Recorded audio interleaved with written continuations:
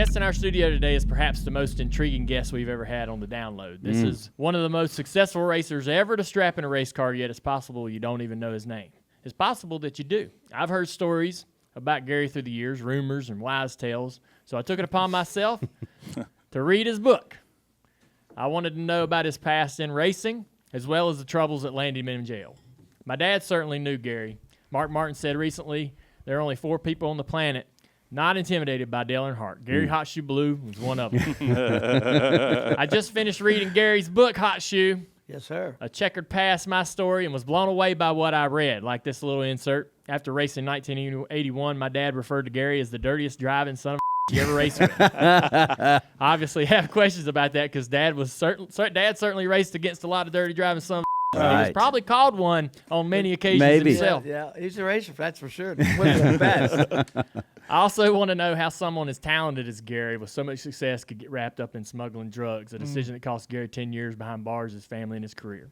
I'm still fascinated by his stories of smuggling drugs. No podcast, no book, or documentary will ever relieve my curiosity about that part of his life. But one thing I appreciate that I really didn't know I'd take away from the book is how it explained his work ethic and creative approach to racing. Yeah. For that, I tell all my young drivers that reading this book, without a doubt, will make you a better race car driver. Wow, that's great. If they can apply Gary's approach to how they prepare their own cars, they will see the results on the racetrack. We got a lot of questions, Gary. I'm very thankful that you flew all the way here to answer them. Oh, anytime, man. I'm glad to be here. Yes, sir. We're honored to welcome you to the download. Absolutely. So, you know, many Hall of Fame race car drivers consider you one of the greatest drivers that they've ever competed against. What do you think made you so good as a race car driver? Work. You know that. The people you surround yourself with. Yeah. You're only as good as the people you surround yourself with. As you read that book, I've never won a race by myself ever, including my very first race, which the first race I raced at Hialeah, I won in a hobby stock car. Yeah. But Buddy Griffin helped me build a race car and helped me build the rear springs and the spindles, and we put a good cage in it and put the seat in it. I mean, the doors weren't held shut with seat belts; they were welded shut. You know what I mean? It was a hot rod. And I won 37 races that year. You say air is free, and I try to tell my late model guys the same thing. How can you explain to us what you mean by that? I got off in the aero because I knew nothing about aero with the Cup cars. So I said, I'll never get there. I don't understand none of this.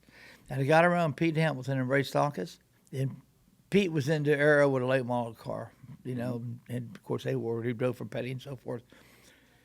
He'd tell me, I'd call him and say, this ain't still tight getting in. You know, he said, put some more in the nose. Put some more in the nose and it'd be loose getting in. I said, now it's loose. He said, put some more in the back. You know, okay, put some more in the front, put some more in the back. And we kept on until we got a real good balance. And then I got to where I started painting the nose and stuff. And I actually put like 2-inch holes in the nose with a aluminum plate over top of it. I could move around. I got so balanced underneath. Right. You know, it turned up underneath. But it was ugly behind somebody else. It'd lose the air. So then I started moving the nose to the right and rough front fender way before the Cup cars. Right. They closing the hole up, and I worked on closing the hole, and pulled way from the bottom. So I just got off into the air, and then I got moving the carburetor box around and the air box around and cheating in the back with a rear spoiler. And I had some mechanical advantage back there. Sometimes the back would hop up 2 or 3 more inches, and worked on the roof and narrowed the roof up, and worked on the B post, A and the B, and turned the A's. And but the big advantage I had was that I did get to go race for the Cup cars and see a lot of that. Then I was around Raymond Beadle also with the drag cars. Raymond didn't know much about air, but boy, did he know about organization and people. So, and then as I grew up, like racing the late model cars, Marty Henshaw was Bobby Allison. Yeah. I mean, he run sheet metal shops of 70, 80, 100 people, so he was good, really skilled with people. And he taught me all them skills of you can have 10 people working on a hot rod and you know what each one of them were doing, and you're doing, you're right on top of it, you know. So that was really good. Just the people that I was around, was incredible. So you began racing in Florida, but you moved to the Northeast to run dirt modifieds in the 70s and dominated up there. You were a hired driver. So was it common to have hired drivers in the 70s? That to me was really surprising to take away from your book, that you were really hired to go drive a car, be the mechanic. They got a mechanic a little on the cheap because they just pay you a little extra percentage from the winnings.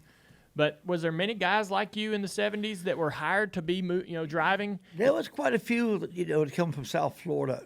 I got in the deal there when Pistone had me go up there with a Torino that was a heavy car, and he had to run it Smuckers and so forth. It was a late model car, and it was heavy, and they called me up there to help me straighten it out. And I said, I don't know much about dirt, but anyway, we got up there, and I got the cutting torch to it and lightened it up and put some neat stuff on it, built some springs for it, and went to Smuckers. And Scott was the hot dog there then, and Blackie Watt and so forth. The cat that was going to drive it didn't want to drive it. He wanted me to drive it. I said, I know, I'm not racing no dirt. I don't know nothing about that. Yeah. Well, I had watched him the week before pretty good. I said, I'll just get behind this cat right here, wearing and follow him right to the front. And I did. I followed him in front and run second. Yeah. Well, that got me going in the dirt cars there. Then Millinger picked me up, and that was a Bobby Allison car. Well, with Bobby, we were pretty tight. So Bobby'd help me and Eddie and them, and we got going pretty good, won some races. And then they called me and said, come on, we're running modified cars. I said, whoa. I don't know nothing about big blocks and injectors on fuel. You got to be kidding me. You were making a living as a driver. Yeah. And so was that a lot of guys doing that? Not a lot of people could have made a living as a driver. I think that speaks to your talent. People would hire you because they knew they were going to go win races. They knew the car would be better. They knew you would make the car better. Well, let me tell you, when I first went to New Jersey, they had a Tobias car. I couldn't hit my butt with both hands. Yeah. I mean, I was ready to come home because I was used to winning races with a late model car at Palm Beach and Hialeah and wherever we went, in Smyrna, wherever. It was ugly. I had to run a constant to make the race, and I'd run in the back. I don't know, I'd run 12th, 15th, 13th, and I'm not doing this. I don't want to do it. How'd it fit? I said, no, just stay. Mulligan's building a new car. Well, Whip liked to fish, and he'd like to diddle, and it wasn't at my speed. They said, well, go up there and help him. I said, I'd love to. So I got a chance to go up there and work a Whip in his shop, and we finished the car. Rocket ship. I'm talking about, I'm back, Yeah. So we went to Hightstown the first night. Stan Pulaski was a hot dog. He set it to starter stand, which I raced asphalt. I like to drive it off in and just set it and then drive it off, not tear the tires off of it. Well, I come from the back, and I got to him, and he was leading it. And I jumped outside him like I knew what I was doing. He set the car, boom, straight into the guardrail. The wheel busted, the right front wheel and the axle, right rear tube, all that stuff. And part of the wheel went up and hit the starter and broke his leg. Damn. So not only did I kill the car, but I tried to kill the starter. I ended up in the infield, 2 records to take it back. And I remember going across with my head down, and I can't believe I wrecked this brand new car, all this work. Like, you're done, jerk, Yeah. Paul Hiddleman owned it, was standing there, and he said, Gary, get your head up. Why do you have your head down? I said, have you seen your hot rod? He said, yeah, I've seen it. He said, we're going to Whips tonight and fix it. We're racing tomorrow night. Okay. I said, listen, I'll make you a deal. Whatever I make, I'll pay for what I tore up tonight. He said, get out of here. What are you, crazy? We went back and we worked all night long. And we went to Flemington the next night. It had V-belts on it. I can remember it had V-belts up a Gilmore belt.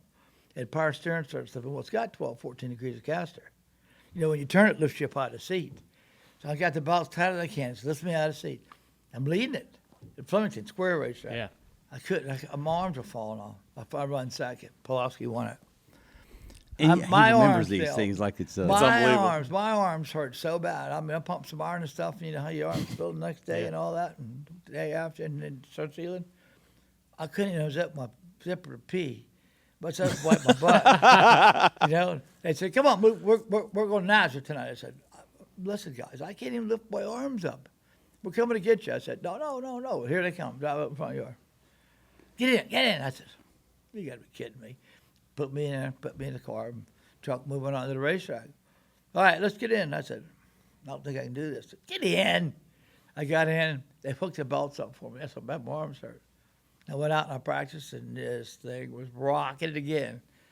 I'm in. My arms were feel good now. Yeah. We won. We won the first night to 100 lapper. Yeah. So that was cool. We were on a roll then, But it took that new car. I mean, how challenging was it to never be able to really establish a long-term foundation, moving around so much? I mean, from South Florida up north and back down to South Florida, being that hired gun and driving for so many different owners, you were moving all the time. Like the 2 best hunters I drove for, I'm going to say, in Florida and Miami area was Marty Henshaw and Johnny Marandino. I've always had to ride with them when I come home.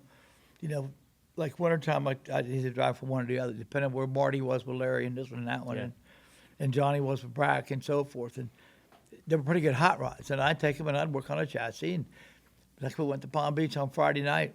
I brought some cantilever Hoosiers back for a 200 lapper Mary Evans Memorial. And they're round. There's no edge on the top, you know what I mean? And so we're going to run them Saturday night at 200 lapper. Went to Palm Beach, 50 lapper, big block, and won the race. Come back and built a 377 motor. And we put that in the car. And when they put it in, they left the plug out from underneath the head. And we fired it up, and there's oil blowing everywhere. He said, well, the head starts. And the head come out and said, okay, here's the plug. Put it in. I diddled around there for about an hour, and I got it in. It's full of silicone. They run the head back down, never readjusted the lash or nothing. We went to Hialeah. But the cantilever tires would never run. Yeah. They said, okay, you start in the back. Marty's car was on the pole with O'Hara. I said, wow, thank you. Start in the back at Hialeah, that's, give me a break. In the back. I said, all right. We started in the back. That was probably 30-some cars, 38, 36 cars. Boom, boom, boom, boom, boom. All when I caught Larry. Larry wasn't having no me getting by him. I mean, he run me in the infield, run me the wall. Marty's car now. I can't run into him. I don't want to run into him. We're friends. And on and on and on. And finally, he slipped enough to where I drove up under him. And he turned down. I hit him in the door, and he started spinning. I gassed up a little bit, hit him in the left front, straightened him up. Then he got straight, and I went on. I'm leading it. He's riding around waiting on me. Well, Marty taught me when they wait on you, drive through them. Don't, just drive through them. Yeah. Okay? You're saying if they're waiting on you to come around so they can take you out, wide open. You're saying you always learn take them out. Listen to me. I've hit aggressive. them head on. Yeah. Okay. I come in the opposite direction, and the guy dove behind the pace car at Reading. He run his mouth to the driver's but he was going to wreck me and Bright Bill. I said, whoa. I drive the red car, the 3 car. Bright Bill drives the white car. Now, who are you talking about? I haven't had a problem with you. No, not you. I said, don't say white cars then. The heat race, he nailed me in the left rear passing for the lead, and there was probably 14 cars in the heat race at Reading, Oakville Modifieds. If one of them don't hit you in the face, you're lucky. So nobody hit me, and I said, you know what? He run his gator that he was going to do this. All right. I got him fired back up, and I watched him. He went down the back straight away, and I said, got to time this right.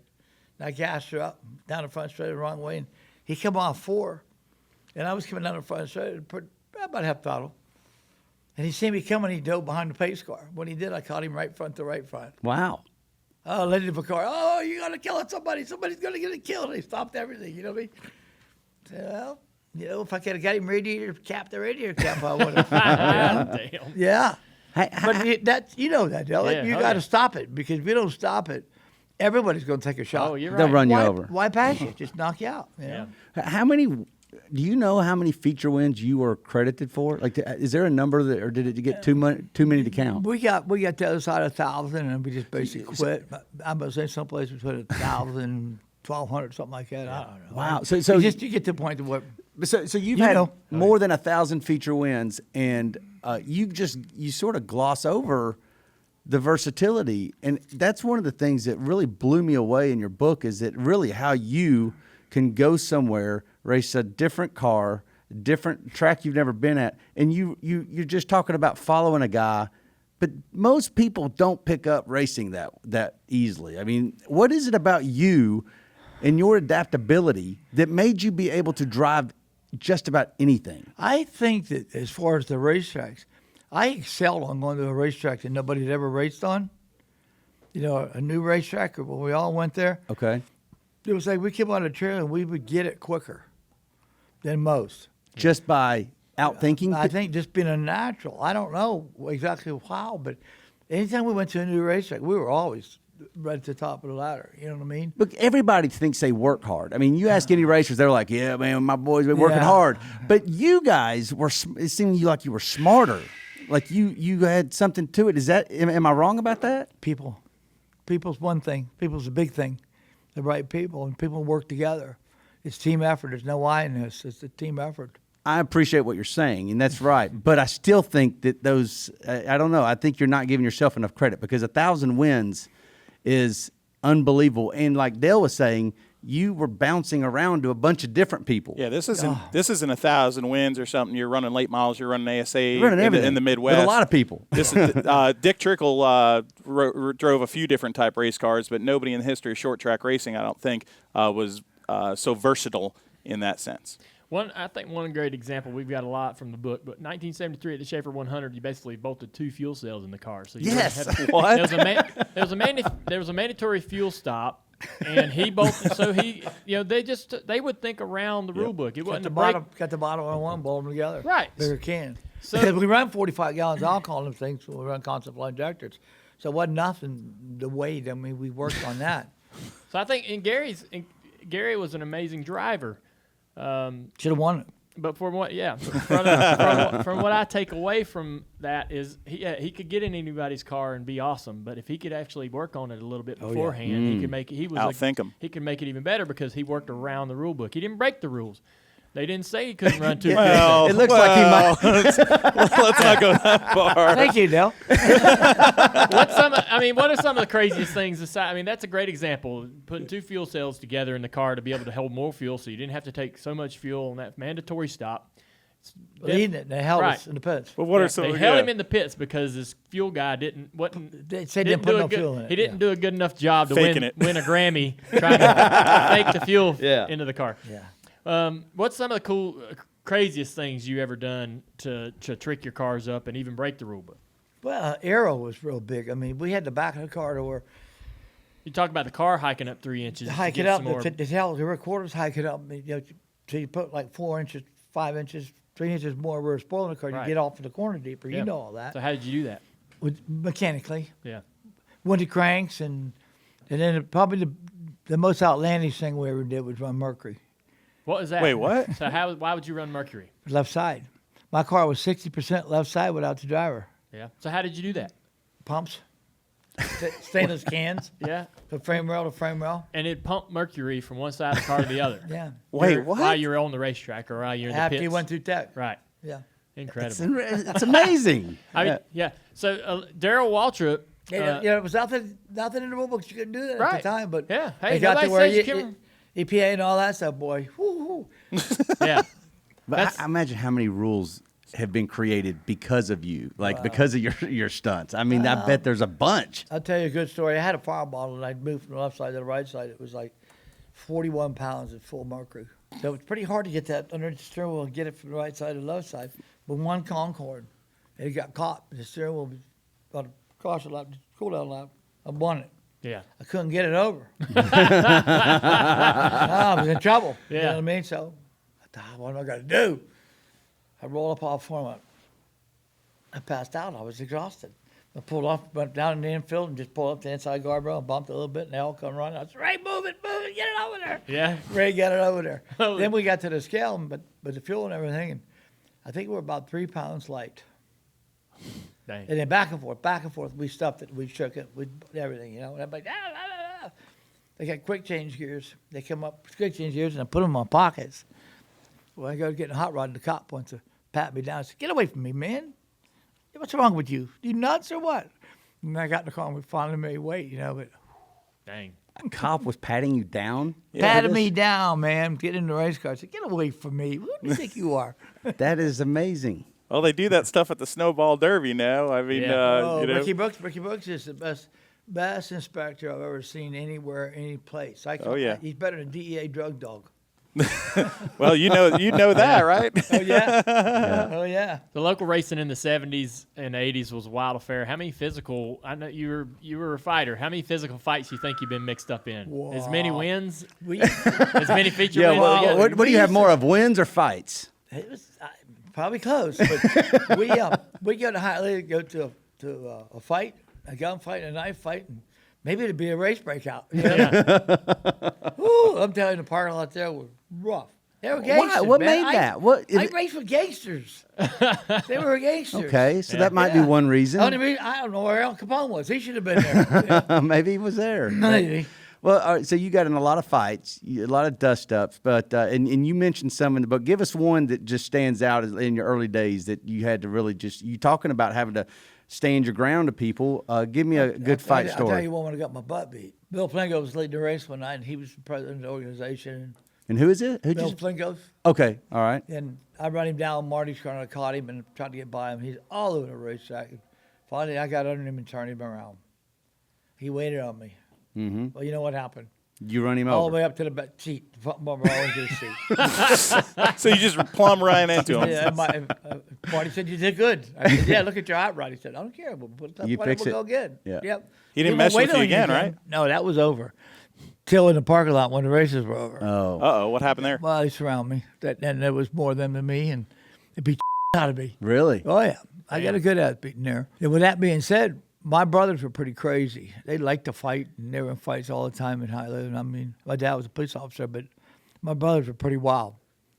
They come to the racetrack the next week with me with guns. Because they all had guns there now. You Yeah. don't want to be without a gun. Yeah. Oof. And Hialeah, that was a rough place. I mean, for the fans listening, you're talking about some of the great racers in motorsports history coming out of there. You're talking about, Bobby Allison, of course, is the benchmark name that everybody knows. Donnie Allison, the Andersons. So many people cut their teeth down in that Miami area, which now is like a ghost town of racing. Wow. But in the day, there were so many hot talents coming from that area. And, there was a lot of money down there, but there was also a lot of incredible talent. Well, I thought about that. Bobby Brackett and I have talked about it. It's such a hard racetrack. It's flat and it's a third. Yeah. It's all rhythm. And you got to learn to pick the throttle up good there and back the quarter up and so forth. And I believe that's why the races. I say to myself, why was Pee Wee so good? Gilhern and Bobby Brackett, Dickie Anderson and Bobby Allison and Donnie Allison and Rags Carter, all them guys. How come they were so good? And that crap old racetrack, Yeah. It's not a good racetrack. We didn't have a very good playground in our backyard. Palmetto Speedway and Palm Beach was way better than Hialeah, but that's why. You won 2 races in your career with your seatbelts came undone. I mean, I my pants and pulled into the first time with Marty pulled off. was Marty's car at Hialeah, and I came in, I was all cocky. I didn't have no seatbelt on. He said, "What did you just say?" I said, "Seatbelt come off about halfway through." He said, "I got my sleeve caught in it. Didn't have it turned right." Yeah. He said, "No way." I said, "Yeah." He said, "I'll beat your butt right now." He said, "If you ever drive by a race car again with the seatbelt off, I'm going to beat the living out of you." And I said, "I just won the race." He said, "I don't really care if you won the race." Yeah. That was the first time. Now, the second time I was in my own car out in Texas. Does that make it safer? No. No. And I'm leading the race. And I'm trying to win a point championship. I'm leading the race, and I don't want to stop. I'm kind of driving off with Freddie and all them guys, and they had a caution. I come over, and I said, "I'm trying to get this belt hooked up." "What?" I said, "Belt come loose. I'm trying to get the belt hooked up." And Ray says, "What are you talking about?" I said, "Seat belt come loose. It's off." He thought you might be talking code. I said, "They're getting ready to they're getting ready to restart." I said, "Ray, just run down through there with the spotters and tell them I have no seat belt. I'll let them go. I'm not going to race them, but I am going to stay to lead lap. I'll race them that hard." Yeah. So he told them all that, and then we run about 15, 20 laps. That belt was off, and I said, "Oh, this is stupid." But you didn't stop. No, I ain't stopping. So Jeez. finally the caution come back out, and I pulled off the side. And I got the belts back on. I went to the back. We won it. You won it. I won it. Dang. Of course you did. Yeah, but if I had to pull out, I wouldn't have won it. That's right. I guess so. He I don't know. He wouldn't have pulled out neither. Yeah, I don't know. I freaked out. I don't know. They got rules these days that probably make you, which makes me wonder don't tell them about how those in-car cameras will do something to you. I mean, I wonder how well you would fare today. Like if you were racing in this generation and these kids, let's forget the seatbelts and stuff, but just in today's race cars. I mean, you guys took race cars and made them your own. I mean, could you do it today and apply everything that you were so good at? His dad and I and all of us way back, we built our own race cars. I mean, it's tubing off the rack. We welded it. We built our own cars. We built our own spindles. We get 4 or 5 spindles from a junkyard and built a spindle out of it. I built a fixture. I built fixtures and jigs for leaf springs to rate them. And we used to use a bottle jack with a gauge on it and a piece of aluminum underneath the right front tire and jack it up, pull it in, until it pulled and read it and see what the split was before we had scales. I mean, we had a bottle jack with a gauge before we ever had scales, but we were that far ahead of everybody. Then we'd flat put the car from the front to the back and jack stands under it, and that's Bobby Allison. So your answer is probably not, because they don't do that these days, I still work with late model teams right now Do as you? far as bump springs and bump rubbers and Packers and all that, and shocks and all that. I still do all that. Okay, I can so still you- do all that. Yeah, but could you drive? I'm going to tell you a story. We're putting a Seneca car together with Mike Garvey right now. Oh. In Pensacola. Okay. Terry wants me to make a lap with a car and so does Garvey. He said, you just got to drive this go-kart. You got to drive this. You got to drive it. I'm done. This is recently. Yeah, no, we're doing it right now. Oh, Put okay. another car they together won't- right now. All right. So keep when going. that car's done, we go to Berlin. I'm gonna make some laps. I don't care. I'm gonna make some laps. I just want to sit in the hot rod and go. Sure. I Well, want you to see get what that that city car understanding of it. feels like. So I mean, would any of us be surprised if we come back and find out he laid down the the track record at 71 fastest years lap old. ever? Well, Yeah. well, just, here's the deal. Just digging. I'm probably picking one of the hardest asphalt tracks in the country, Yeah, Berlin. true. Dick Trickle went there twice, and the second time we went there, knocked the motor on the car and set the car on fire. Yeah. Burnt the car down. Give you 30 minutes, you'll have it figured out. 30 minutes, maybe 45. I just want to sit in the thing and make a few laps. That's all. You still got it. You got that. You still got that thing inside. That's what's so hard for me to go to a show car, to go to Batmobile someplace and do a boat signing or whatever. All the work to get that thing unloaded and set it all up and not get to make a lap. Right. Batmobile, You know what I mean? man. That thing is I a legend. Just making a lap, you just all your frustrations and everything that's inside you goes away because you just get tunnel vision. You get into just what you're doing, and it just, yeah. you know. You talk about your experience with fans throughout the book. Yeah. Getting ugly, getting abusive, like at Middletown one night when Buzzy Rudiman's car caught your tire and he flipped. Yeah. The fans like an outsider coming in and beating their hero occasionally, but not For a all. while. But not for a all. while. Just for a while. You win too much, you become a villain. Yeah. After a feature win in South Florida, someone threw a cinder block off an overpass I know. and What busted was the windshield out of your truck. Yeah. I mean, for the longest time, Let me tell you that story real quick. Yeah, Let me- let's hear it. Yeah. Ad lib that story. I beat Dickie and I beat Pee Wee. I was driving Pee Wee's car. Yeah. They did some Pee Wee running. Griffin. They had a Goodyear tire test, and he kind of left me out, and I was doing all the tests for Goodyear. So what happened? He called me for needing more wheels. Bring wheels. I said, I want to bring the car. Bring the car. Well, they drew straws, and I got the good set of tires. That's right. So I beat him. Well, he wouldn't even talk to me. Shut the elevator door in my face. I said, hell with him. I'm going home. I was with Uncle Herbert. Tell me. We loaded up, and we were headed south.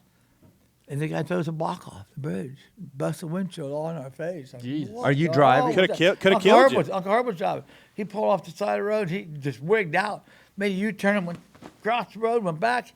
I said, what are we doing? He said, I'm going to kill him. I said, whoa. Go back. He turned around, come back, and pulled off the side of the road. And he run up the hill and had a 9mm, and he started unloading that thing. I'm begging him to stop, but you're going to kill somebody. I'm trying to kill him. What did you do to us? What did you do to us? I said, whoa.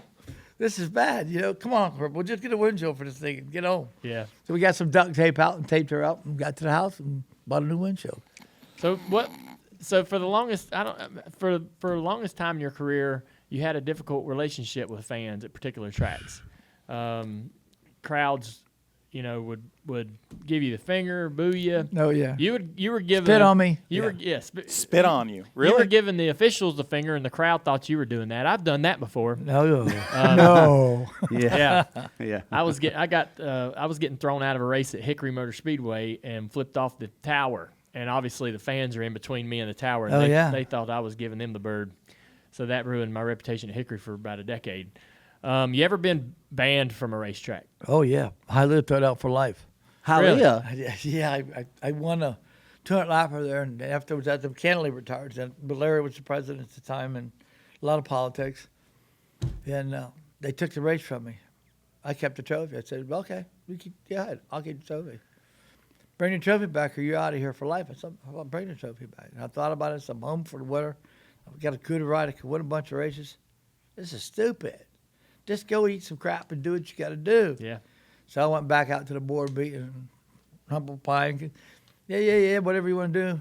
I give the trophy back. That killed me. Yeah, because I give trophies to all the kids and stuff. I don't Right. care. I'd rather race for the trophy than the money. You race for a living. And so I give the trophy back to him and pissed me off. They had a 50 lapper like 2 weeks later, and Brack's driving off. He passed me on the outside and went on. Couldn't catch him, couldn't do nothing. It was over. And about 5 laps ago, he coasted off into the infield. Broke the quick change gears, and I won it. I won that trophy twice. I got You got I your got trophy it back. back. I got it back. Yeah. Hey, so one of the coolest things. And I got thrown out of Natchez for that. But I came down the For front. flipping the I bird? came down the front straight with the opposite direction doing it. Yeah, well. Oh. That was probably Some what did it. pizzazz. And they were getting ready to start the race. I coming off 3 and 4. You know what I mean? Yeah. I had won the qualifier for Nazareth for Syracuse, and we figured Oh out. yeah. Nazareth was a qualifier for the big for Syracuse race. I That's won right. that. We went back and we were testing a set of injectors, Lucas time injectors, which was on gas, because you could run constant flow on gas, but you couldn't make them work. Right. So we got time injectors to put on it. The ink was still wet on the paper outlawing it. Nazareth. So they made that rule just for you that day. That day. Yeah, that day. That day.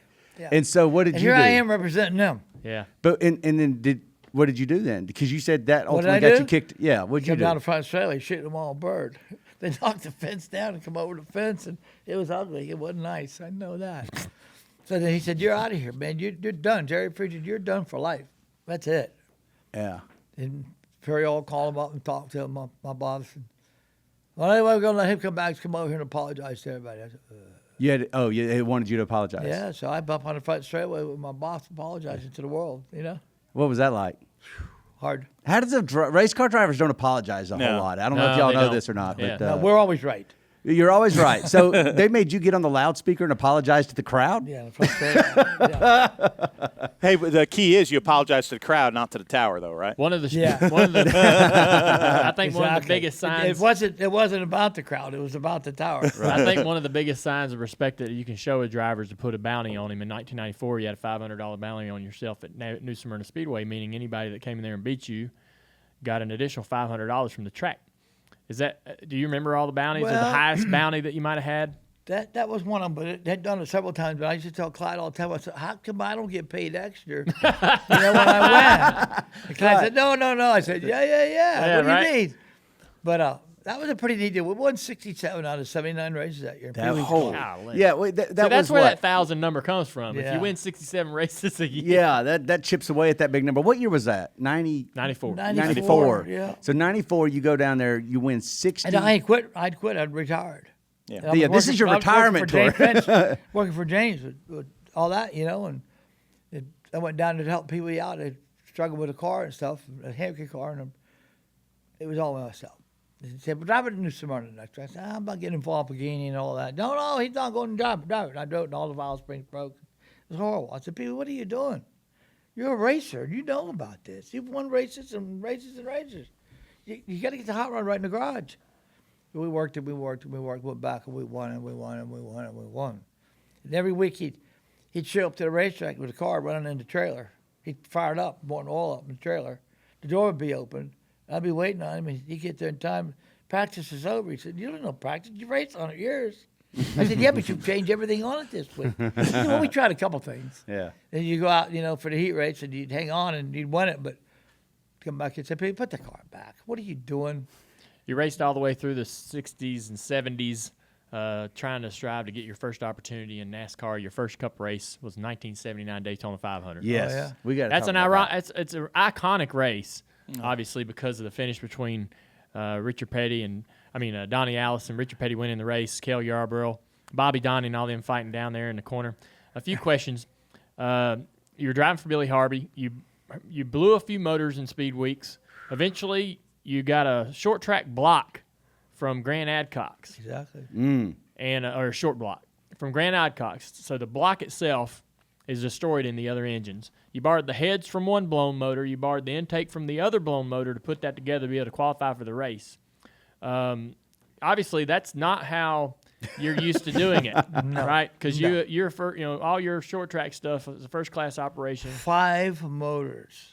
Five motors you went. We broke, and we were down in the infield and on fire and across the front. I don't have to tell you how exciting that gets. Yeah. You know what I mean? Like, how I didn't kill myself or hit somebody else or wreck really bad, I don't know. That's finally before I the said- race. Yeah. That's all week, before the I said, race. finally, I said, "I'm done with that. I'm not doing no more of that, guys." Yeah. And that's when we got the Grand Acock motor. That was the EH motor. So this is the 1979 Daytona we went 500. in the top 5 with that thing all day long. Yeah. Until it broke. But this is fascinating to Wrecked the me field, didn't because I think one of the underlying things through your book, and I think that's important to note for your career, was that you wanted to get to NASCAR your whole life. Oh, yeah.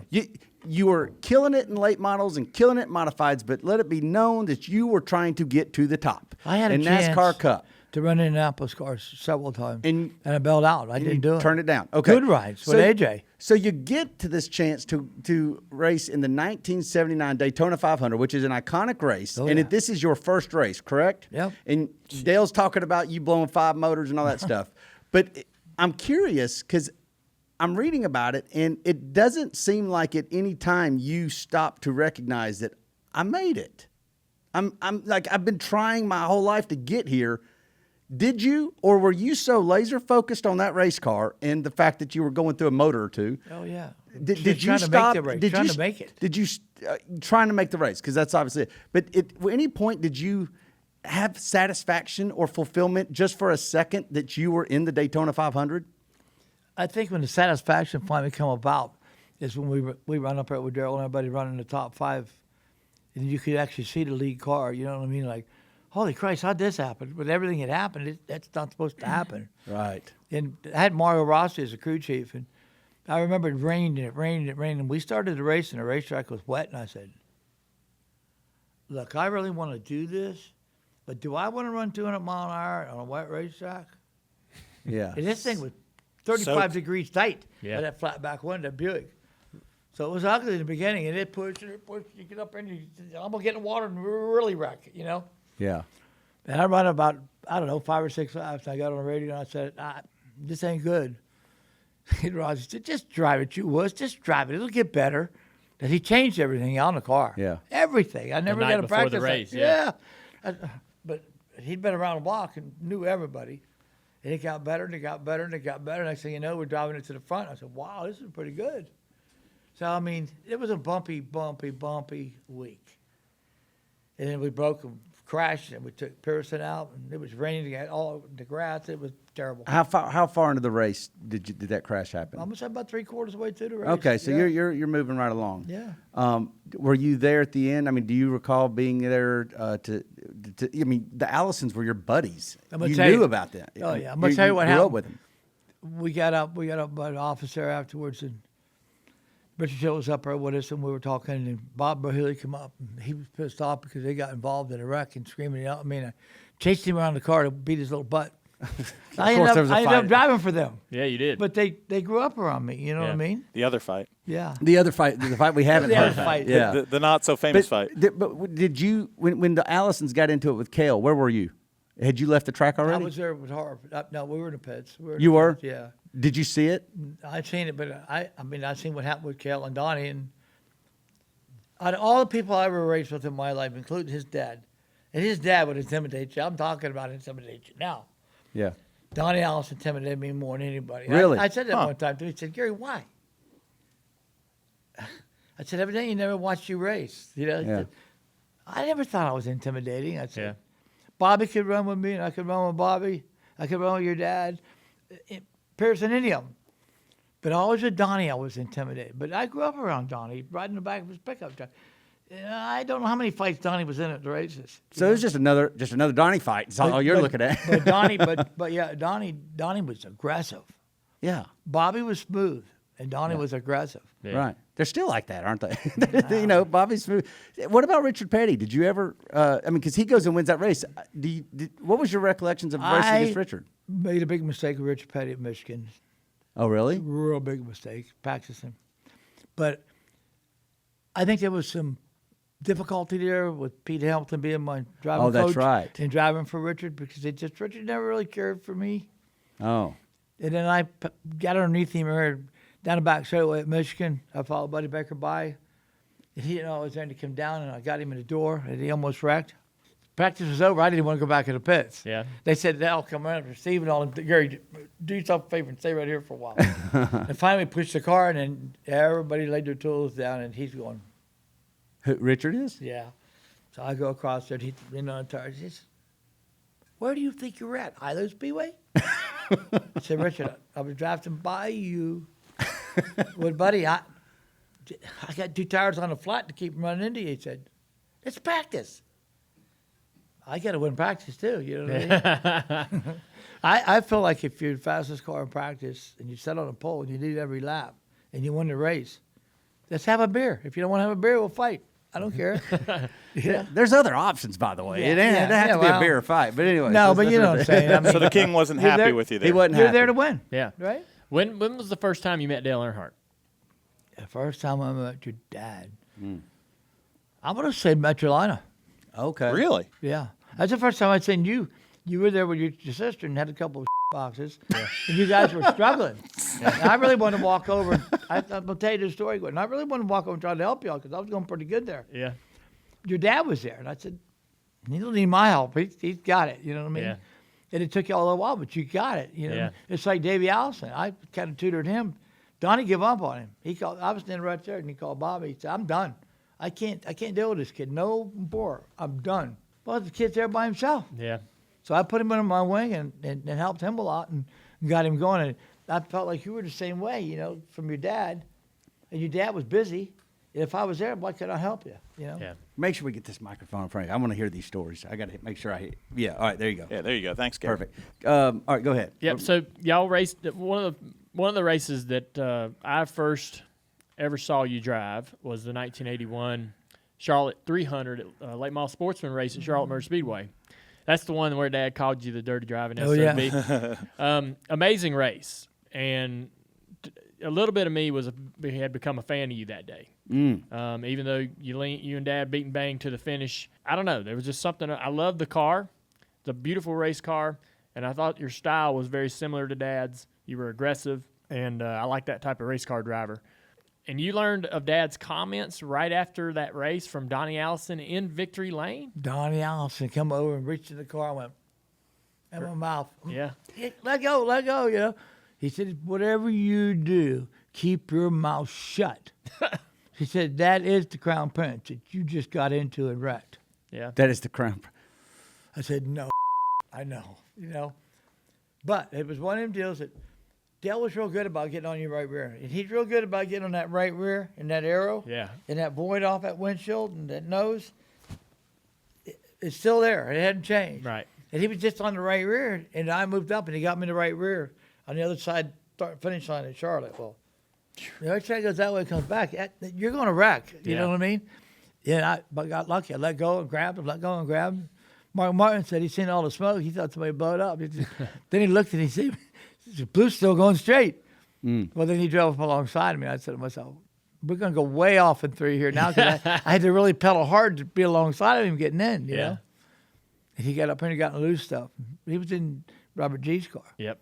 Robert come down and said, "Blue, what the hell's wrong with you?" I said, we just got racing hard, got racing too hard. Were you guys beating and banging before the last lap, or was this all on the last well, lap? I was kind of like the new kid on the block. And him and Jody were both good. Jody Ridley? Jody Ridley, yeah. Yeah. And Mark was right there, but Mark was behind us a little bit. And I think I had a better hot rod than both of them. I was going to win. I mean, I got a hot rod here to win. Yeah. And they teamed up on me. Why wouldn't you? Yeah. You know? That was a tough one. Was that the first time you had raced against Dale Earnhardt, or had you raced? You'd no, raced him we at run a cup car and Metrolina everything. Yeah, we'd race a bunch prior before to that. Okay. I remember. You got to remember that El Senior was my hero. I mean, I took his ground all the time. I said, he's one of the best racers in the world, man. I remember. I don't remember what year this was. I was somewhere between 4 to 6 years old, Wow. and went to Metrolina Motor Speedway, and it was dirt. And I remember Dad was there. He was in Cup at this time, so this was somewhere in the early 80s. But you were running and just destroyed everybody. Barry Wright's car. Really? Yeah, Buddy Griffin owned it. Was that a white car? White car with 12 on it. It was. So I remember like images of that day. Dad was driving somebody else's car. Might have been Robert G's car. I'm not sure, but run second to you by about a straightaway back. Everyone else was not even in the same lap. But and I remember that was right around that same time frame as the Charlotte 300. And so I'd seen you run Charlotte, and now you're at the dirt track dominating.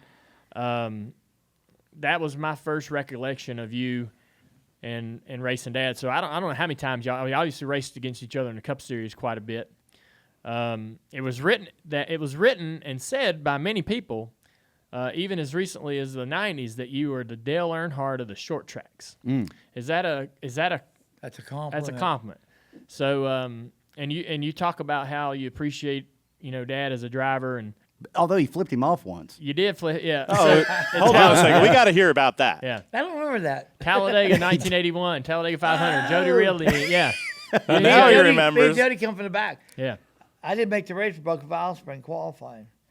We started on a provisional rocket ship. Come from the back, and the first time the night, if you really come from the back and pass him, but I was going to the front, and he's going like, Get in I'm line. going to buy you. Yeah. Get in line. He No. wanted you to get in line with him. And Exactly. You, Just where are you going this early? why didn't you just pass him and I just did. move? I I know did. you did, but you had to hang a bird out the window at the same time. He wanted me to get in line behind him. No, I'm going to get in line behind you. I'm going to buy you. Oh, This You- is my so you big flipped chance him to off. pass you. I never read a story about anybody flipping off Dale Earnhardt. I'm sure it happened, but Yeah. I never knew anybody You did. know what did he it. did right back, don't you? Did he do it? Oh, he did? Of course he did. He gave me the same motion we were at Michigan. We were at Michigan in that race where we run side by side of the finish line. Oh, the IROC race? Yeah. Oh, yeah. Yeah. The whole freaking race, every single lap, he's giving me that line. Oh, yeah, get in line, Stay get in in line, what are line, you stay doing? in line. Don't pass me. Stay behind me. Stay behind me. I'm like, I'm in a hornet's nest back here. Yeah. They're all over my quarter panels, and he's out front, and I'm protecting him. And I'm like, I'm not liking this. It'd be better if you were behind me. Exactly. You guys and Yeah. your Earnhardt Yeah. stories. Did you ever have any good Earnhardt stories? Every time I he mean, raced was a good Earnhardt. No, I story. know that. I know, Are you but did kidding me? I mean, did you guys ever have any good get along good? Did No, you? we got along great. We Did got along you? good. Oh, yeah. Oh, We always talked and hung out and, yeah. One of the funniest things, Dale and I literally laugh at this when we were talking about it. But when and I'm jumping ahead, but this is an Earnhardt story, and one of my favorites is in the book is when you were coming back into the garage after your first stint, away, and Dale Earnhardt looks at you he's like, "Are you back?" And then when that's you what he said you said. were back, He went, look here. I walked out. I said, what's up, bud? And he put his hand and said, good to see you back. He said, are you going to come back and race with us? I said, maybe. I said, I hope not. And I'm going to tell you something. That deal at Charlotte probably cost me a golden opportunity to drive for your dad. Really? oh, I would have loved to have driven for your dad. why Do do you ever remember coming to New Smyrna and getting on top of the truck, No. watch me race? Yeah, he late used to model? watch the races from up on your hauler. Yeah. He called me. We wandered around the pits and he said, "Look, come here." And I'd go, "What? What's up? You racing?" And I said, "Yeah, we won a couple laps already." He said, "I'm gonna come over tonight." I said, "Well, come on, come to the gate, and when you get to the gate, have them call me and we'll come with a golf cart and get you, put you on trucks, and nobody knows you're even there." Yeah, I don't have to tell you how that deal goes. He'd get on a truck and he'd watch me race, and that was to me, like to have him watch me race. Are you kidding me? That's something. Yeah. That's Pretty awesome. nice. But he enjoyed watching me, I guess, because I was out of control most of the time. I don't know. I think he felt the same way I felt. He liked your style. It was so similar to his. You were Real aggressive. close. Yeah, you were aggressive. People call you the Dale Earnhardt of the short tracks. A lot of people, compare you to Tim Richmond. I think you're a kind of a blend of both. Y'all all sort of had that same sort of. Tim and I were real good friends. Yeah. Tim drove for me and stuff, and Tim was a cool guy. He Yeah. was one hell of a race driver. So, we want to talk about the drug smuggling era of your life. Now, at this point in your life, obviously, you cover this really well in the book, and which I was really interested about it. For me, it's exciting. It's we see movies get made about this stuff and sensationalized and so forth. For me to know somebody in racing that was so successful, yet had this whole other life that was incredibly dangerous. I don't know. Have you come to terms with, obviously that took a lot away from you, and I understand. I can't even imagine how that affected your life. But now you're here. You're here to podcast. You wrote a book. You're doing a documentary. Are you at a point in your life where you're comfortable, discussing that part of your history? Oh, for sure. And Oh, yeah, for sure. And sort of using it as a message. Oh, yeah. You don't want to get involved in that. Right. So, at what part of your life, at what point in your life did you become a guy capable of doing that? And in the book, a couple people come up to you at points in your career and say, "Man, this is something you'd be good at." And it was kind of maybe tongue in cheek, and then it become more serious conversation. And you said at one point, the money sounds good. I'm gonna go give this a run. All I got to do is count the bales. That's not a big deal. I'm just a counter. Yeah. So, at what point in your life did you sort of move from a guy that would go count bales to somebody who thought, man, I'm going to get a little further into this and make a little bit more money? It wasn't further. Here's what happens to you, Dale, is you start out, and I want to make $100,000 just to get my bills paid off. Right. So I raced for a living. Mm-hmm. And it was hard at times. You had a lot of debt. A lot of debt. And you go and you pitch some bells and catch some bells and count, and you see everything everybody's got and what they're doing. It takes money to fuel all this. Yeah. Without money, you're not fueling this. This isn't happening. And that's where the money come from to get me to Daytona in '79. Right. I don't believe to this day that it's any worse than moonshine. Sure. And this whole sport was basically built on moonshine. Mm-hmm. And I could look at myself in the mirror and deal with what I was doing because it was weed. It was marijuana. It wasn't cocaine. It wasn't heroin. It wasn't none of that crap. And I had opportunity to do all that because my credibility was so good. When I told you I was going to be there, I was there. When I told you I was going to do it, I did it. And my equipment was like my race cars. Right. It finished because if you can't finish, you can't win. Yeah. And with that, when you don't finish and you throw it over, it floats with you. You're not getting rid of it. You know what I mean? So you got to finish. And I did my smuggling just like I raced. Yeah. So you talked about starting at the first time you ever got involved in any of that. The guy asked you to go on the boat as a counter just to count the bales, and then you created your own operation. How big was that operation at its peak? It got pretty. It's like that train running down the track and just going and going and going, and everything gets bigger, bigger, bigger, bigger, bigger, bigger. You've been there, you're there, you know. Were you always running a boat, or did it become so big? No, I got to where there was other people driving the boats, but I was there. I was there for every one of them. So The operation never went to the racetrack without me being there. Yeah. But explain to the fans listening to this podcast, when you're talking about running a boat, what exactly are you talking about here? Basically, what you do is you get the equipment, and you had a connection, and the connection was good. I drove his hot rods. We all know what that was about.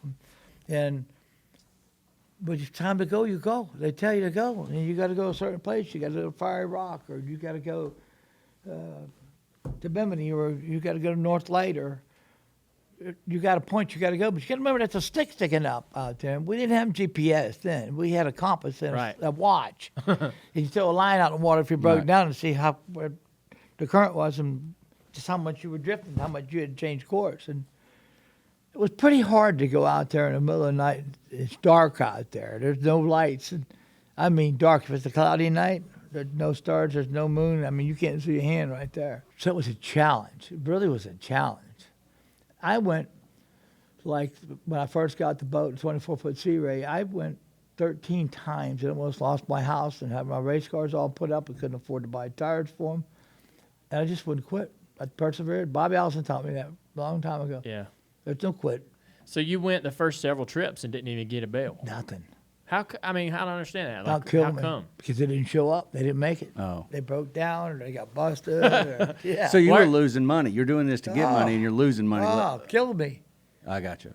You know, there's something about this. I mean, like you had some lines in there in the book that were, like you used a lyric from a song, Smuggler's Blues, and it's because it's basically saying that smuggling is easy and it's easy money, and then you call BS that. You're like, nothing's easy. So my question to you is, the risk and the reward. At some point, it seemed like you mentioned enough things. You're talking about 20-foot seas, and you're talking about your 13 times going 0 for 13 and get before making money. When did it not seem like this isn't worth it? Maybe this isn't worth it. My theory is you were trying to get to Cup, and you were trying to pay your ride to Cup, and so that's the why question. Why I did it exactly. But at some point, did it seem like, well, this isn't going to get me to Cup? Yeah, you're busted, can't get there. And I never got busted. I got told on, and it was a dry conspiracy. It didn't happen. We were there, and it didn't happen. I come home, put everything away, and went to Syracuse and won Syracuse. But like when we finally got successful, when you drive through that cut and you get that stuff unloaded and you get it in the house and you get it back to people and own it, it's like winning Daytona or winning Indianapolis 500. Really? Yeah. Huh. Yeah. I mean, the adrenaline rush is absolutely incredible. See, I never got that from reading the book. I mean, I did understand that you got an adrenaline rush from it and that you found some thrill in it, but I never took. That's the first time I'm hearing that. You know, once you were done with a job, it was like, all right, Winning a Right. race. hell yeah, It's like winning a race. right, It's incredible. like afterwards having a beer with everybody, Yeah. you know. That's fascinating. But it's hard. There's no end to it. Like, you know, once you get it home, you got to get it offloaded. You got to get it in the house. You got to scale it. You got to go through it. You got to get your percentage out. You got to get the rest of the people that own it. Now you got to get it out the front door. The front door is different than the back door. The back door is a boat. The front door is a street. So you got to come up with a deal on the front. A camping trailer that's there, you know, with the floors all done in it and everything out of it, and put a door in the house so you get to the trailer. And they got to take the trailer in and out every weekend, and like they're camping with it. So the neighbors out there think that that's what's going on. Yeah. You know. Oh, that was Or fascinating, actually. A Because sprinkler system company digging in there, or putting plants in, or a roofing company. I mean, it had to be something to get. You got to get it out. he got just as creative. All the creativity yeah. he was putting in race cars, he was putting them also It in those seems trucks. exhausting. Like does. how the charade No. Right. seems exhausting to try to cover up the actual operation. How about the back when the boat's tied up to the docks and neighbors? You take them fishing, you take them to have a drink, and they bring it back. The day you come in, they're standing on top of it. We're cooking fish and cleaning fish. You know what I mean? Like, That had to make you nervous. well, a little bit. How about when you know, we over in the Bahamas and the cops are standing on top of it? You know, I mean, On top of your boat? yeah. On top of the They- drugs. They come down. They come down every cargo. night. They'd have a beer with us and talk and stand right on top of it and it's underneath their feet. You know, like, haven't y'all got someplace to go? One of the craziest stories from the smuggling days for me in the book is a close call you had where the boat filled up with gasoline. Oh. And tell that story, and I want to ask after you're done if that is the one real scare. The pinnacle of the scare. Was there That was a pretty good scare. I've had some other ones, but that one there, we had moved 2 times, 3 times trying to get in line with the freighter to get what we had to get. And finally we got moved around by North Light, and we got loaded. And that was a small load. It was probably 2,000 pounds or something. It was a 20 or 30-foot boat. And I smelled gas. What the heck is that? We put a bigger tank in it and covered it in carpet and rod holders and so it looked right. Well, kid at work for me did the lines and stuff. Evidently, the tie wrap broke or he didn't tie it off enough, and the line got into the balancer. I flipped it back up and I look, and the gas is all the way up to the alternators. If we'd ever tried to start it, it would have blown up, killed us all. And I had a rider with me, a good friend of mine. And you're still at the dock. No, No, we're you're not. You're out in the water. ocean. You're out in the middle ocean. Yeah, we're about 70, 80 miles out. Okay. Christ. So we start bailing the gas out. Well, the gas just going to float with you. We bail the gas out the best we can. And I get on the handheld and I call it to look, I've got a problem, big problem. We need to get this shit off this boat and get it to somebody else. And I don't know what we're going to do here with this thing. But just keep bailing, keep bailing. I'm going to go gather some soap for you, boats cleaner. And, you know, Don works real good with that. So they go gather all they can gather, all the boats cleaner and Don everything everybody's got, because there's probably 20, 30 boats out there to do it. And he brings that to me. Well, when he brought that to me, I put the rider off on a boat with him. Yeah, So, you had a buddy on the boat. Yeah, I know, since the both of us blowing up here. Right. You'd have seen that explosion from Miami, you know. So I put him off the boat. We bailed and put water in it, and bailed and put water in it, and bailed. And I dump all this soap and boat cleaner in it, and I put some more water in it, and I wash it out. And I fill it back up again and go, there's got to be an easier way. And I think about it. I said, I'm going to turn the switches back on. They're not supposed to, you know, they're waterproof. They shouldn't ignite. And they should the bilge pumps. So I flipped the bilge pumps on and pumped it out and filled it up and pumped it out. Well, now with that tank leaking, the fuel line, we don't have the fuel we had. That's why that tank was in there. Right. So I borrowed about 10 gallons, and that's all I could get because everybody else already topped off. They bring their fuel with Jerry does. I said, wow, this is going to be close. So I start back, and I get all the way back, and I get about 5 miles out, and it shuts off. Oh, no. I think about it. I said, well, I got to take the floor up in this thing. I got to take the floor up. The tank was under it. I take the tank apart. And the pickup goes down. And it's about that far down. And there's probably that much, an inch of gas in the There's bottom. an inch of gas in There's the, gas leading yeah. there. Oh, So you had to fashion some more to the pickup. So a little MacGyver here. So I took the fuel line apart off the ray cord, got me a piece, the clamp, put it on the bottom, put it all back together, put the floor back in, send the console back over, bolt it back down. All right, here we go.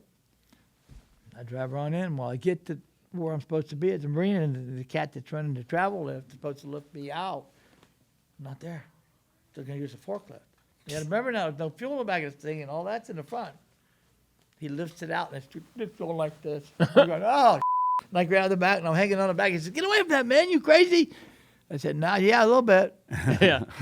If it dumps over, I'm done anyway. Right. You know, like, get away from that thing, man. I got away from it. I'm just watching it. Finally sets it on the trailer. I could never, ever wait to get that thing out of the marina and get it back. Yeah. You know? I'd say so. Was that so? Unbelievable. You said there were some crazier stories and some closer calls. Do you remember in those? Here's a real good one. They call me up. I'm at home. I'm in bed. And they got a 58-foot cruise craft, and it's got probably 15,000 pounds on it. 15,000 pounds. Of drugs. And they call me, marijuana, and they call me, oh, this thing's going down. I said, what do you want me to do? Well, we need some help. We need some help. Well, I'm putting a swimming pool at my house, and there's a 4-inch mudsucker there. I said, all right, I'm on my way. And I call a couple of my guys, and I had my wife put that mudsucker in the back of my dually, up wide open, all the way to South, you know, Miami, and I lived in Fort Lauderdale. And to get there, and this thing won't start. We're pulling. This thing's rolling over on its side now. Water's running out of the portholes. All of a sudden, I hear sirens and all this, and here they come down the waterway, chasing this boat. I went, oh. You thought they were coming to y'all. This thing's going in. Oh, Yeah. yeah. I mean, all this stuff floating on, along the boat and up around the boat. What is? Just soap and, and bilge cleaner and everything, Yeah. you know what I mean? They come past us, and I'm looking at them. I just stopped and stood still. They went down into the waterway and turned on and checked them back the other way. And I said, where'd they just go? They were filming a movie. Oh, my goodness. Holy shit! Wow. Oh, my God. Finally, we got the mudsucker going. We got it pumped out, and then we saved it. Oh my God, that's a close Do one. you have any idea how upset they would be if you sank behind the house with 15,000 pounds of weed? They How would upset? Yeah. Yeah. How upset? What do Yeah. you think? way upset. Life or death upset? Way upset. Yeah. I had a partner that thought he could move everything and do this and do all that, and we kept keeping a bunch of their stuff one time, and they had him. They gathered him up, had him for ransom. Damn. I said, "Oh God, how did we get into this?" Yeah. But that's when you get out too far, and you believe in people that do that and don't know what they're talking about. Yeah. So did you fear for your life, or were you fear for your getting caught? I feared for getting caught. But you never feared No, for your life. No, because listen to me. If you do the right thing, you don't steal. There's plenty of money there for everybody. Why would you want to steal from them? There's no sense in that. Right. And you do the right thing. And you tell me you're going to be there, and you're there. Like I told him, I said, "Well, I ever get this big trip, I'm going to buy you all Rolexes, presidentials." That's nothing to them. You know what I mean? That's like a piece of bubble gum. Yeah. But for me to do what I said I was going to do, I bought, 10 Rolexes. I couldn't believe it. Like, you really did that? I said, yeah, I told you I was going to do it. So I was a candidate for all the time of them wanting me to do bigger, better things, and I don't want to do it. I don't want to do it. It seems like that you knew at some point that the whole thing was going to unravel. Sooner or later. And, They followed us for 4 years. right. And so, and during that time, are you thinking, I want to get out of this? I'm too far in. I can't get out. Like, what's going through your mind? I was pretty close, I think, with the Cup deal, with the 28 car. Yeah. And plus, I was there with Raymond Beadle, third with Reggie and Raymond on that, and Milwaukee and all that. And I had to bail, and they didn't understand. Like Raymond didn't understand. Gary, you can't. I said, I got to. It's going to ruin it all for all of us. Right. I put Tim Richmond in the car. But Then I put Rusty. When Tim went with Hendrick, I put Rusty in the car. But in the smuggling game, you knew it was going to come to an end. You knew the cops were watching. Why didn't you try to get out sooner? If you knew they were watching for 4 years, Conspiracy is conspiracy. If it's 5 years, 6 years, 4 years, conspiracy. You and knew that's you what were- gets you. We were pretty good at what we did as far as getting in and doing everything right and people and house and all that. But you can't control that. yeah, And people that's what gets you. But I don't understand. So he his felt like question- I get what you're telling me is when you learned that the cops were on your trail, you knew you were getting the time whether you stopped now or Yeah. kept digging. When they come to arrest me, I run 11th and 500, cut a tire down, Yeah. one infield, all that.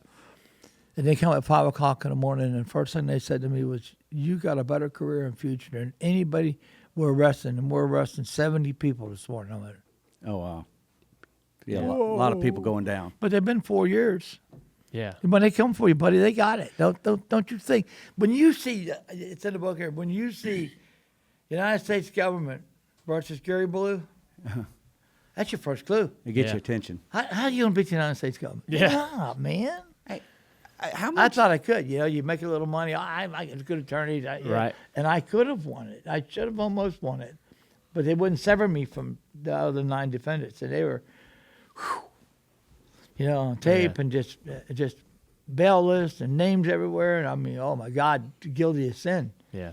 But that's the way it goes. You're Yeah. in, you're in. Gary, I mean, my question, the thing that Dale and I would ask each other is, before we started reading the book, we were like, why would someone with this much talent and this much opportunity, or promise to get where he wants to go, get caught up with it? And then as you read the book, you realize this was what you call the shortcut plan, or this was a way to Get your there. dream. Finally and get that there. answers the question why. Yeah. Like, and that answers the question why. But when it didn't happen, well, hold on. Before I ask that, how much can you somehow qualify us or quantify how much of this might have actually funded your racing? I mean, we talk about the number of wins, but like, I think you must have been in this more before that I even realized. So, like, how much of this do you think funded your career, percentage-wise?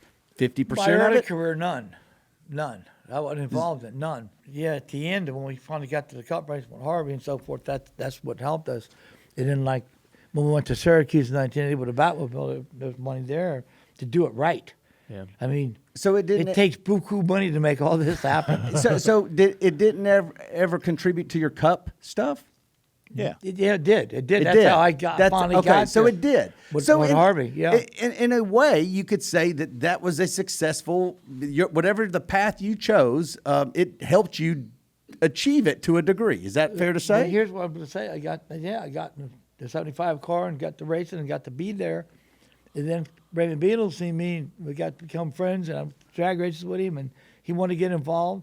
And we got Reggie Jackson involved with me. We're pretty well on our way. We had Barry Dawson, had some good people put together.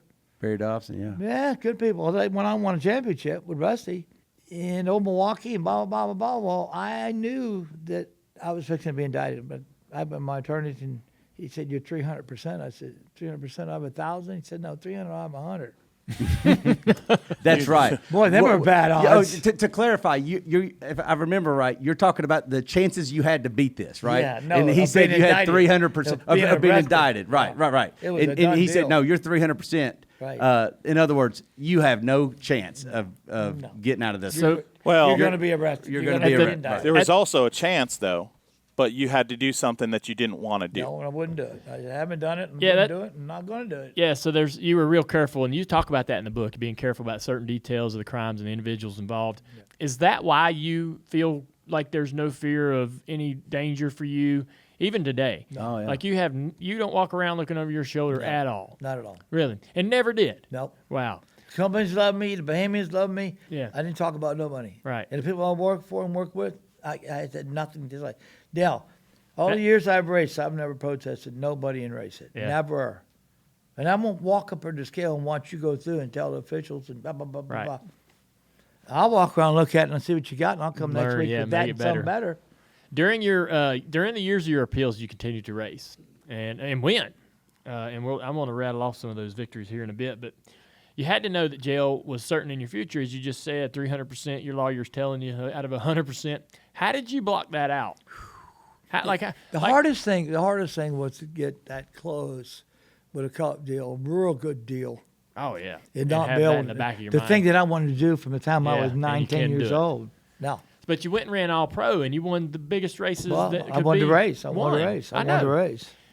So But yet I raced all pro. I raced that late model car, like what I learned from the Cup deal. I know, but Made mentally, me better. Mentally, how did you block that out, knowing that you were going to go to jail for years? I mean, how did you? A normal person or or me would have said, I'm not. What's there anxiety. to race for? Right. Like I've got nothing to look forward to, but you kept going about your business Won a as national race car driver championship. and won races. Won a championship. I It just had don't understand. $1 million sponsor for 14 races. the I don't next know year. how you Late were able model. to do that.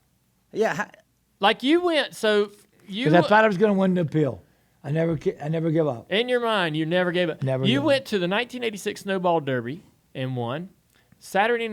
A Saturday night in January 1987, you celebrated the 1986 All Pro Championship. That following Monday, you walked into prison. Checked in. Like I can't even One imagine. of the hardest things I've ever done in my life. Drivers these days, a sinus cold will take over their mind while they're racing, and to be honest with you, and probably cause them to not perform as well. I mean, and that's just, I'm not knocking drivers these days. I'm just saying it's hard for a normal person to compartmentalize even the minor things that are going wrong because you're such a creature of habit and routine. Yeah. So you've got your life on the line in your head, and that's a fair question that he's asking. How do you race and win while that's going on? How can anybody do anything and do it so perfectly Yeah, but with that over why their did you head? race? You raced to win. Yeah. The only time you ever sat down a hot rod, you won to win. Well, I mean, I think it speaks to your talent. It's all about winning. I think it speaks to your pure talent as a driver and your ability to take a car and make it better than everybody else's. That, to me, probably is the most fascinating part of your career. I mean, I'm curious about the smuggling side of it, but the fact that you did what you did during the appeal process, to me, is It's amazing. We had 1,142 motions. Those are from case law. explain that to me. What does that mean? That was when you're in trial and they use something against you and somebody else has won on it. That's case law. Yeah. That's a appellate issue. The judge let something go through that somebody else had won on. And you have to have real good attorneys to stand up and appel it. Yeah. We had 1,142 motions, took them 4 years, and didn't win on one. How did about people all win on that? Yeah. So you keep thinking, well, there's a shot. They did so many things wrong during trial. Right. Oh, my God. Yeah. But listen to me. They paid a judge. Oh. The agents get paid every Friday. They don't care how long it takes. Right. How are you going to beat that? They got all the money in the world. You're not beating that. But you thought you were. Oh, well, yeah. I read a lot of the court records on that I could find. Fascinating how you guys all went back and forth with the legal system, arguing surveillance and all kinds of different things. And that to me kind of spelled out how that process would be so drawn out. Another fascinating thing that Mike and I both found interesting is during your time in jail, during your first prison term, you were sent to the Federal Correctional Institute in all places, Talladega, Alabama. The cars were running. You were there that weekend. I was locked in a hole. You were in solitary Solitary. while the race was going on. I could hear them. You could hear That killed me. I can And think of some of the the would guards just- there had been to the races and knew who I was. Right. They didn't. They didn't. No. that's But gotta they be, knew. I knew they knew by things I heard them say. You Yeah. know. That's got to be some kind of torture. I mean, if I think about torture, that for Listen. you to read the first half of this book and know where you are, where your heart is, to hear the cars in a race that you had been in previously, and who knew Talladega even had a federal correction facility? I thought the I Talladega infield jail, Yeah, the jail, the, yeah. the, the buddy. holding cell was the only jail they You had. don't want to be. That's a penitentiary. That's. You don't want to go there. You don't want to go to Atlanta. You don't want to go to. I don't want to go to all of them. Just You don't want to be go to clear. none of them. Yeah. I don't want to go to But any of them. those are the real deal. Yeah. But take us inside that cell that day, because what intrigues me, Gary, is the beginning of your book. Something that really resonated with me is how you're a child and you're on top of your roof listening to race cars. Yeah. And you get this passion. You develop this passion. You want to be inside. You want to be there. So you get there, And 7 years after you raced at that Talladega race, you're on a floor of a cell hearing those race cars wanting to be inside there again. Can you walk me through what was going through your mind that day? It's a mindset. I mean, it's just you have to put it aside to survive because you got to survive. You can't just lay down and die because you have that fire in you that no quit. You're done. They're dragging you out, dragging you around, and then they dragged me to Lewisburg Penitentiary. And I remember getting there and I looked at it and the guard tires and the walls. And I said, "What have I really done to deserve this?" We all sit here every week on the show and talk about racing because we all understand racing from different levels. But I don't understand things like what it's like to serve time. And I want to hear from you, since you're a racer and I can identify with you. I really want to know your words, what it's like to serve time, because I don't understand that. Well, it is so hard to have somebody tell you when to get up, when to go to bed, when to eat, and lock you down, and you can't watch this and you can't do that. It's incredible that way. But my first deal was you have all your family. You can't keep in your mind and survive prison and time and try to keep your life going with your family. It's so hard. It's so hard. I mean, it's like it takes all that away from you. It takes and puts you over here someplace away from everybody and everything. Gary, I'm going to ask you one more thing, if you don't mind. It just made me think of that. We talked about the first time you got involved in smuggling was to help sort of speed up the process of getting you into the Cup Series and affording that, because it is a big undertaking financially. What was the reason for the second time? So when I read about that, it made me think, wow. I mean, you knew the feds were watching you for 4 years in the '80s, in the early '80s, the first time. How could you even think about going back in there? Were they not still watching you? Did they not keep an eye on you even when you're out and you're done and you've served your time? They do, but they don't. I mean, they do, with your probation and all that. I mean, when this all started, I did 4 years on appeal. Then I did 4 years then I did 5 years on paper, which I was up here doing that.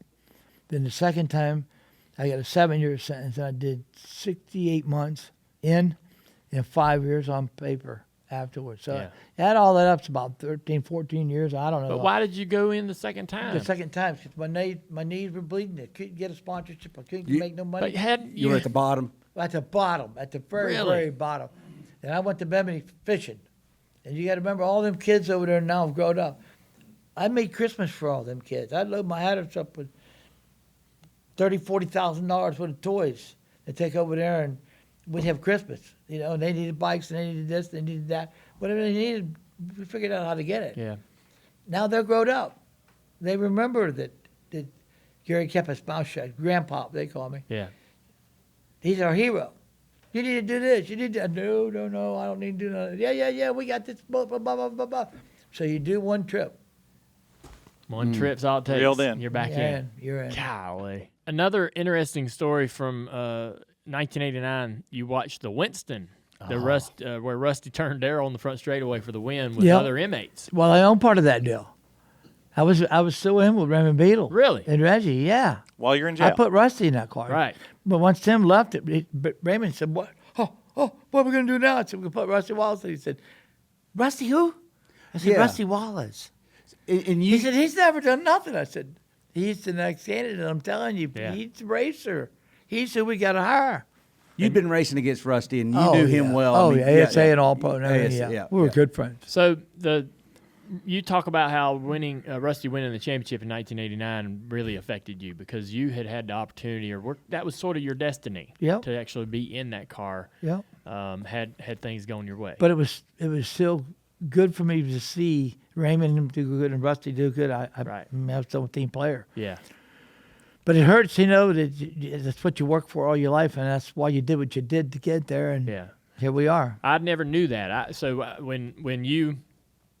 I never knew your affiliation with the 27 car. I never even knew you ever had an opportunity or were working on a deal for the 28 car, or near car at that time.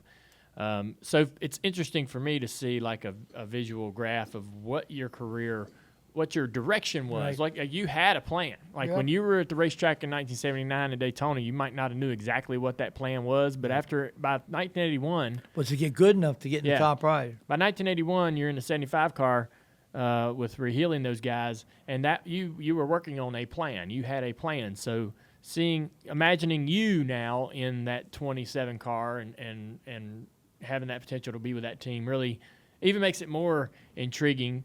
I didn't know that, because I didn't know that you had that much of a foundation created in the Cup Series in '81 when you left. Right. So that's interesting. Here's how I feel about that 28 car.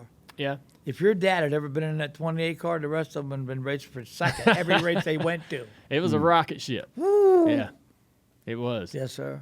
It was a rocket ship, and I think that was the best thing that could have ever happened to Davey. I mean, For sure. It was a lot more race car than there was driver there that first year. Oh. But boy, you can't drive. You can't learn to drive until you can get in a car that good can hot do what rod. it needs to do. A good hot date car. Yeah. Good hot rod. That's right. So that probably was the best thing that could have happened to old Davey. We talked about how well you could have fared as a driver in today's racing. You're still involved in motorsports. You still work with Stewart Yeah, a little bit. on his stuff. A little bit. How many different teams are you working with right now? Can Working with a guy- you even count them? Yeah, I'm working with a guy, Jim Weber, with some Seneca stuff. Yeah, And that's a pretty good deal. Probably bring Jimmy Carter in and maybe put Stewart in a few races. and that's asphalt. Yeah, all asphalt. Yeah, Late you're models. on asphalt strictly now. Yeah. No, I go to dirt. I go with the big block dirt. I go to Middletown. My boss owns all that. Okay, And we go up there. I mean, New York, it's like incredible with the book. So I don't you're know, all it's like- over You're like still. New York, New Jersey, and Pennsylvania where I raced. I only raced up there 5 seasons. And Yeah. It's incredible.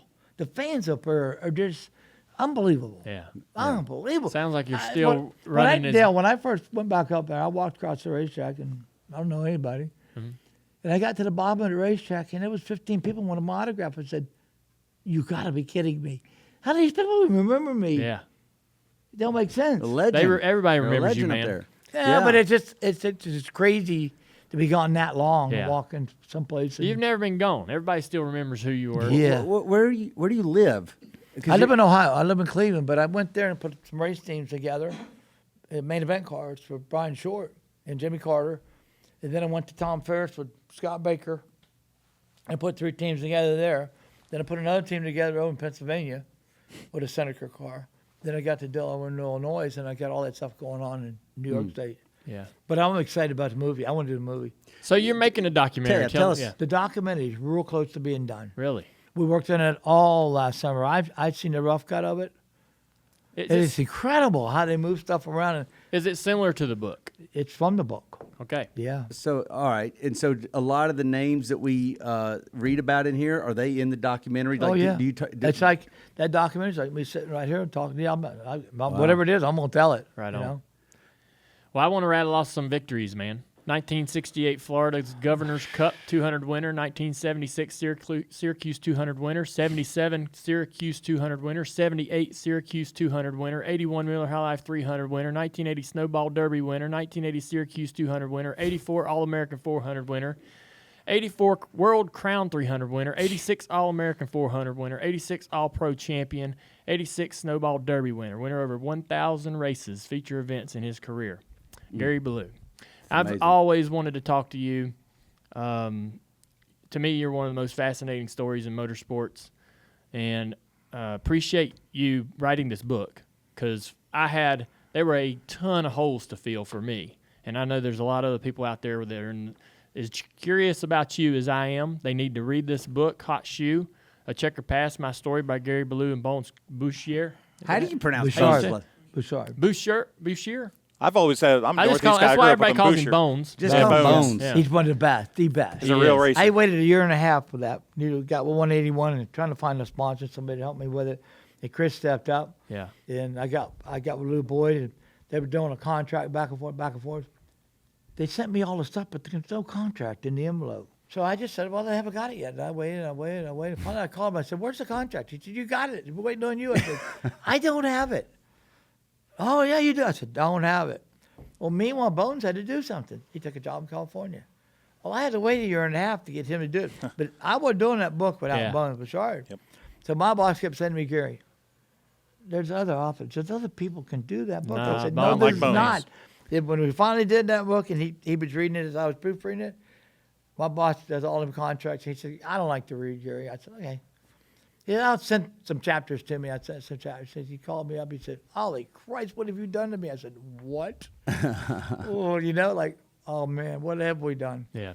He said, that's the best book I've ever read in my life. I can't wait to get home to read another part of it. Yeah. So that was good. You know what I mean? Yeah. It's such an education on racing. That sounds so cliche, but I'm not a racer. I work for a racer. Yeah, a good one. And I learn about race cars and the ingenuity that can be applied to it. It was unbelievable how much it educates people, and you don't have to be a racing fanatic. It's impressive. It's an impressive piece of work. He texted me Christmas and said, you read the book? And I was elated. I said, wow.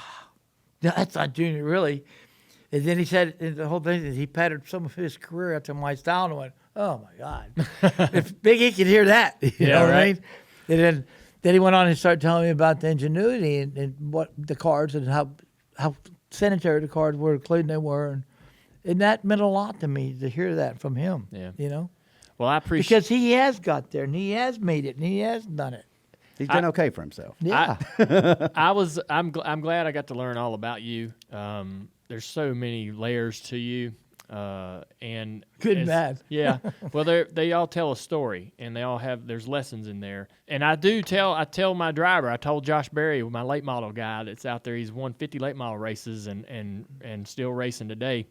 I said, you need to read this book because you will be a better race car driver when you're done. Like because I'll go over to the shop. And Josh ain't going to be too happy about me telling him this, but I go over to the shop and I look at his car and I go, I know that you're not getting everything you can out of the body of this car. And he doesn't He's think, not in zero at all. he doesn't think that Half mile don't matter. he doesn't think Wrong. that it's important enough. And I want him to read this book. Just need more. Yeah. Smaller race, you need more. I know. I really want him to read this book because I feel like that, and I don't want everybody to read it because they'll make any of the guys he's racing against at least. Because I do think that if you read this book, it's sort of a manual on creativity and an approach that all short track racers should have. Yeah. So I know I'm curious about the wild, crazy outlaw part of your life, but there is an amazing amount of information for racers in here. You got the documentary coming out. I can't wait to see it. It'd be good. I've seen some of it, and I'm can't wait. amazed. I'm amazed. My boss is 3 times he told me over the weekend, oh my God, oh my God. Yeah. And to get that was good out of him, Yeah. it's really hard. Yes, sir. You know what I mean? Well, thanks for coming. But Thanks for coming all this way, man. I appreciate it. I really appreciate being here on the show with you and getting to spend some time with you. Yes, sir. I want to go fishing. Let's go fishing. Hey, I want to go to Key West with you. Yes, sir. Yeah. All right, let's do it. We'll get down there and just have some fun, man. Sounds good. Get on the boat. And Well, you're not going to go to the Bahamas, are you? You're not going to go to a we got to check now. Here's what's going to save us. The Keys from South Florida go off to the west and off into the Gulf. Bahamas are over here now. We were down around Marathon. Maybe not Marathon's a little too far down. Yeah. We've done some stuff in Marathon, but Key Largo is about where we need to be straight across. Oh, gotcha. Okay. We got Okay, GPS now, so now we Yeah. don't need a cup. All right, No. that's good. Well, I'd love to, I mean, there's a lot of stories we didn't get to tell today. I'd love to hang out with you and get to hear some Oh, more yeah. cool stories. I mean, I want to hear you sing some more. yeah. All right. We'll get enough beer in me. We'll do some Hell karaoke. yes, sir. Thank All right, you, man. Gary. We'll see you. All right, man. Thank you.